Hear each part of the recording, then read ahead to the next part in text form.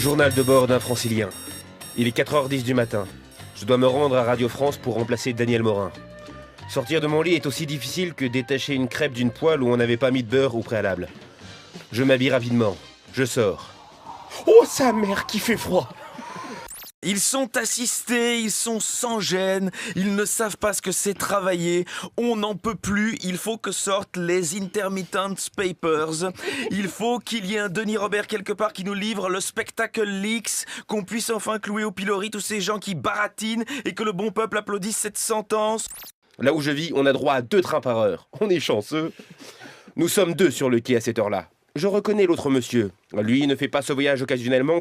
Pour lui, c'est son quotidien. Il fait le ménage dans un des bureaux de la Défense. On scrute attentivement le panneau électronique qui est censé nous indiquer un train en approche. Oui, on a peur, car le RERC a une particularité que le A et le B n'ont pas.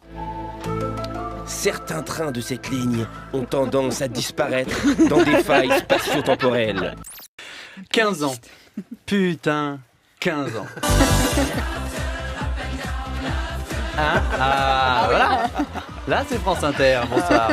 Pas sûr que ce soit France Inter, mais Déjà ça 15 rappelle ans, des bah, choses. bien sûr que ça rappelle des choses. En moins de temps qu'il n'en faut pour lire la fiche Wikipédia de Cachou, 15 années se sont écoulées depuis que la France s'est transformée en laboratoire géant du CNRS. Telle une horde de chercheurs à lunettes rondes, blouses et salive blanche, Marisol, des millions de Français ont observé ce premier bouillon d'inculture géant servi dans notre tube à essai cathodique, le Loft. Déjà 15 ans.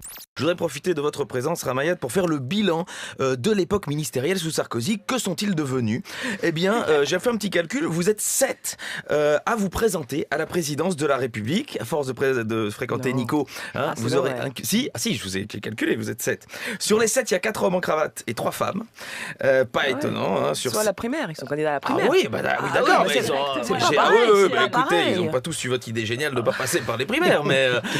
Et puis maintenant, c'est vous, Valérie, qui dépensez 300 000 € pour faire une campagne de prévention contraception IVG. Non mais oh, Valérie, qu'est-ce qui vous a pris? Vous avez pété les watts ou quoi? Ce matin, j'ai de la chance. Le train arrive et m'emmène à Radio France. Ce soir, par contre, des travaux auront lieu sur la ligne.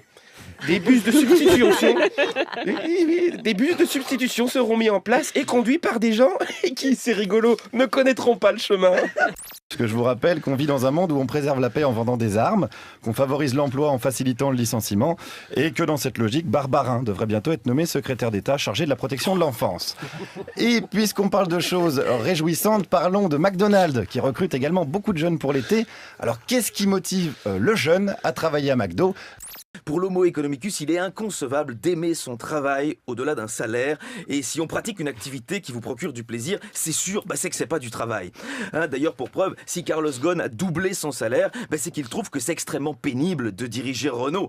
Hein, sinon, il faut compenser par ce salaire. Et s'il me dit le contraire, et s'il trouve son métier passionnant, à la prochaine Assemblée Générale, je serai les actionnaires, je lui proposerai de le faire pour la moitié de son salaire. Et peut-être il accepterait, alors pour être certain de ne pas perdre ce travail. Et il se rendrait compte ce qu'est la vie d'artiste.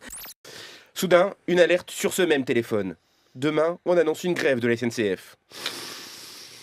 On dit que dans les médias, on ne parle jamais des trains qui arrivent à l'heure. Je ne peux malheureusement pas parler de ceux que je ne connais pas.